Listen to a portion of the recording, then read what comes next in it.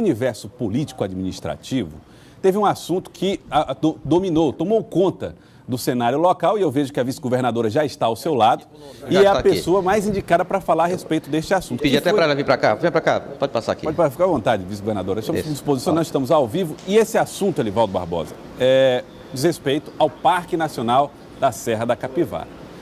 Nied Guidon, que administra o parque, disse que a situação está insustentável, está difícil, os funcionários já foram liberados, não compareceram mais ao parque.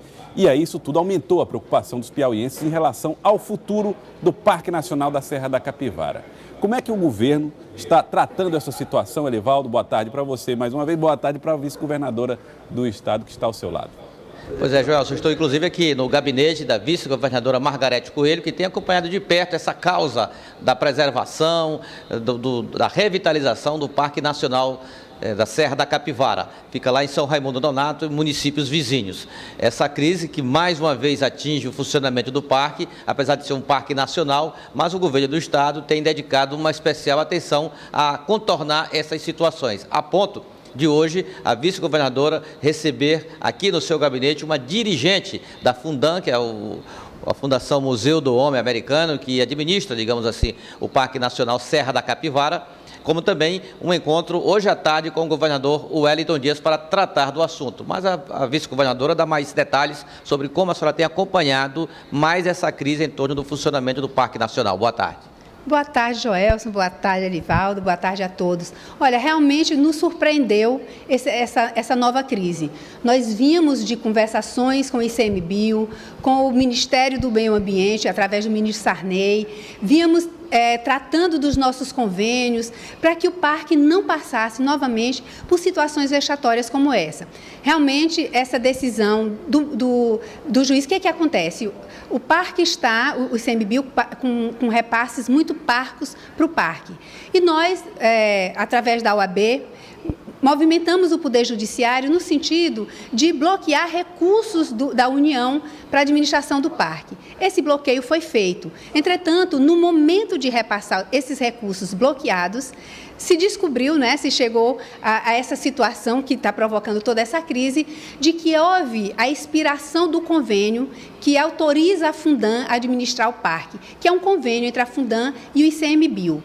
Na ausência desse convênio, os recursos não poderão ser repassados. Então, nós estamos exatamente nesse momento tentando contornar essa situação, refazer esse convênio o mais rápido possível, e o governador está disposto e as últimas consequências com o ministro do Meio Ambiente. Hoje à tarde temos uma reunião para isso, traçarmos estratégias no sentido de resolvermos o mais rapidamente possível essa crise, para que o parque não perca mais esses recursos. É o maior problema, esse recurso bloqueado que poderia ser disponibilizado para o Parque Nacional?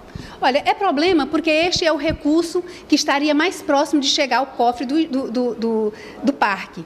Mas o problema, ele vem de antes, ele vem da escassez de repasses de recursos da União para a administração do parque, bem como numa queda significativa das doações que haviam sido feitas. O parque sempre recebeu recursos da Fundan, tinha recursos também da Eletrobras que o parque recebia, e que essas fontes financiadoras, elas secaram, O parque deixou de receber esses recursos. Então, temos que buscar novas fontes de financiamento. Uma delas era esse repasse, que seria, vamos dizer assim, um SOS, um auxílio que viria mais rápido. E nós nos deparamos com esse empecilho que é administrativo, que é jurídico e que nós precisamos rapidamente sanear. Nós vamos nos reunir logo mais, a Rosa Tracalo, que é uma das coordenadoras da Fundan, está aqui, e nós já vamos aqui conversar em torno de soluções, buscar essas soluções o mais rápido possível. Pois não, Joelson, pergunta do estúdio. Vice-governadora, normalmente a gente não é a primeira vez que Nied Guidon, a pesquisadora Nied Guidon, diz que vai deixar o parque, diz que não aguenta mais, diz que a situação é insustentável. E isso acaba nunca se concretizando.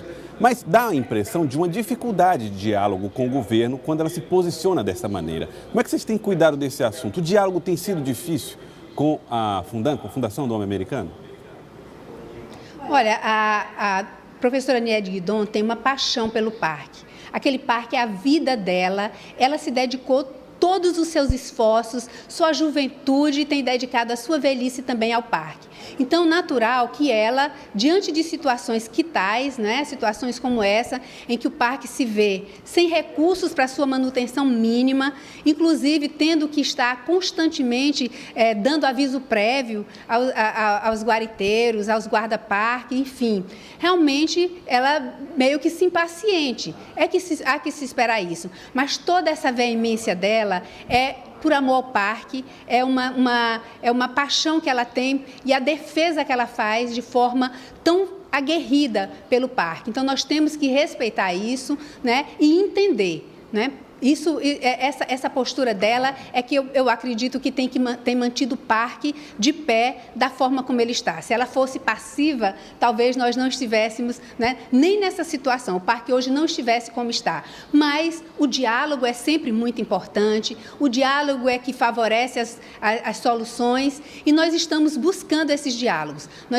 Hoje à tarde, me encontro com o governador Wellington Dias e já vamos ao ministro do Meio Ambiente buscar essas soluções mais rapidamente possível. Soluções que sejam, repito, soluções de urgência e emergência para atender o momento atual do parque, mas soluções que resolvam o problema do parque a longo prazo. É impossível que um palco de pesquisas, um palco de riquezas, como é o Parque Nacional Serra da Capivara, se encontre sempre nessa situação de penúria. Não é admissível esse tipo de situação. Joelson. Eli Lopes.